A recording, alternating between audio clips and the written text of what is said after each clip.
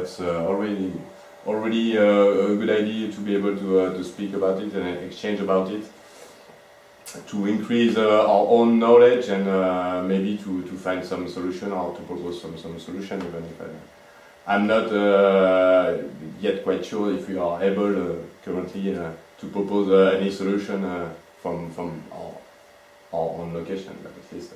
As Ola mentioned, first we have to be aware, and then to be able to act in a second step if we are able to do so.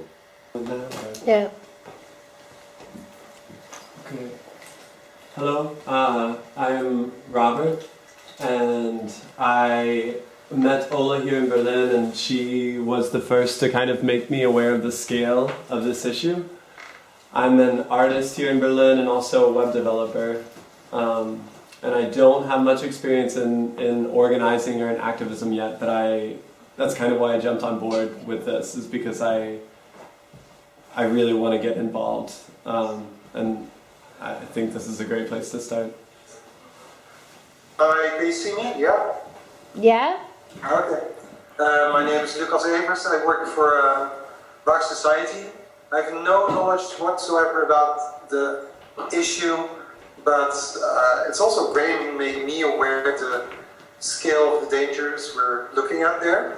And where possible, I'll put my ideas in, which might be fruitful.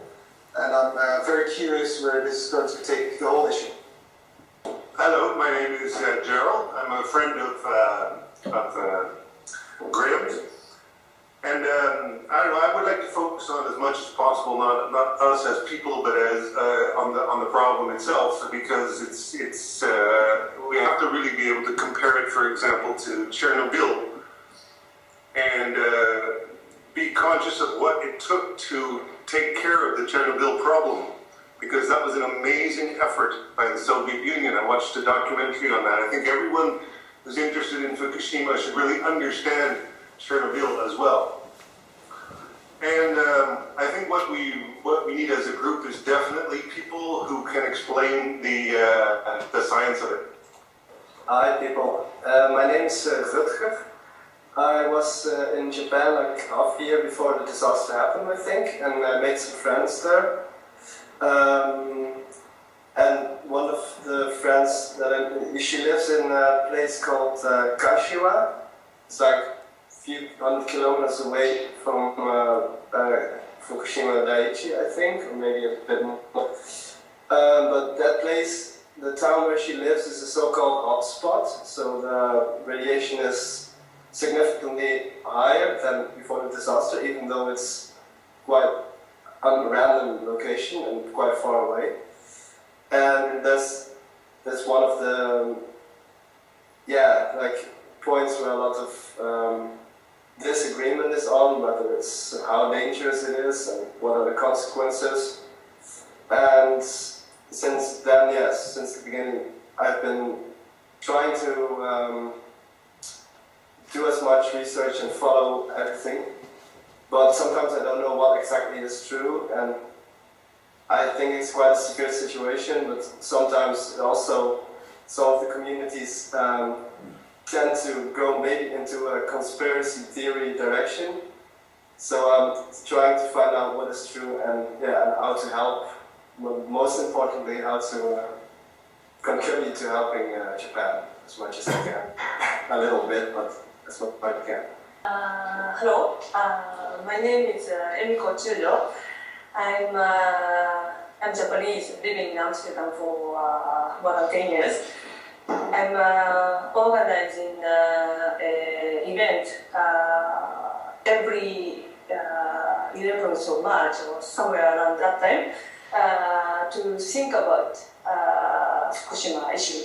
Not only focused on nuclear issue, also other things, but we try to make a lot of study lectures, seminars, and this year, on the 4th of September, we invited Dutch nuclear energy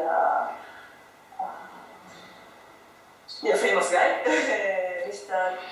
Druckenbroek, And yeah, many people came to our event, and yeah, it was, yeah, we were really surprised that Dutch people also started really thinking about this can be really important to, yeah, deal with, not only for Japanese.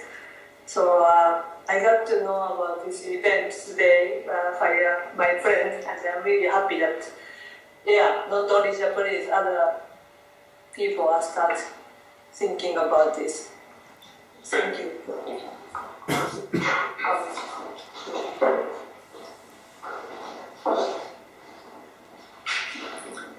Yeah, hi, Berlin. My name is Christina. I'm here to support the initiative. I'm also familiar because of Graham. He told me about the initiative, and I want to support it as much as I can and see what we can do together. I knew about the danger situation already, and I simply don't understand why it's not being solved on a global level.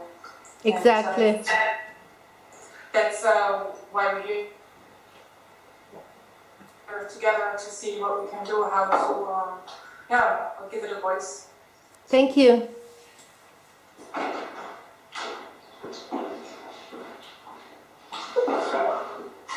Hello, my name is Marnix, and I'm Chris Graham, who used to be my teacher.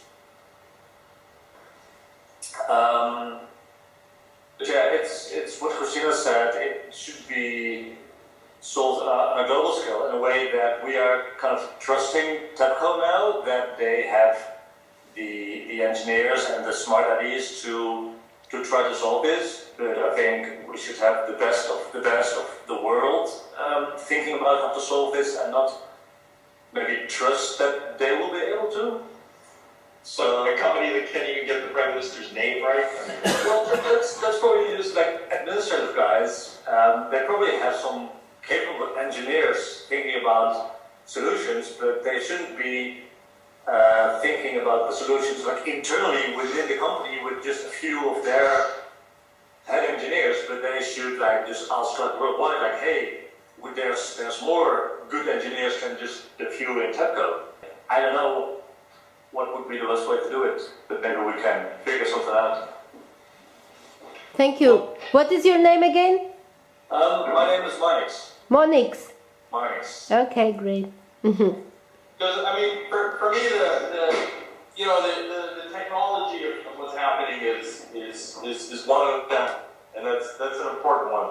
But the reality is that none of us are nuclear engineers, and no one's going to be a nuclear engineer here anytime soon. The problem is that in Chernobyl, as you said, the Russian government sent in the military and made it a military operation and did whatever it took to solve it. With TEPCO, they put a commercial company in charge, and it's been 2.5 years, and it keeps getting worse and worse and worse. I see it as something that people have to actually take the initiative on their own.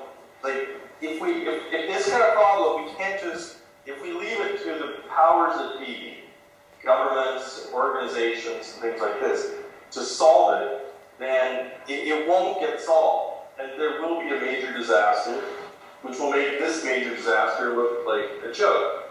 So, from my point of view, what Fukushima Café is it's all about allowing people to create an action that they can do. Like Christina just mentioned that we should be linking up with other organizations, but that's an action that you can take. You can find other organizations for us, give us a list, and link us, and then you've done something. Then you know, it will make what's happened right now a huge, many thousands of times worse. So for me, it's all about starting a process immediately, and that's why we're doing the next cafe in Berlin next week, and the next one in Stockholm, Toronto, in Tokyo, to get more and more people understanding how serious this actually is. Because, you know, Japan is a country of 130 million people.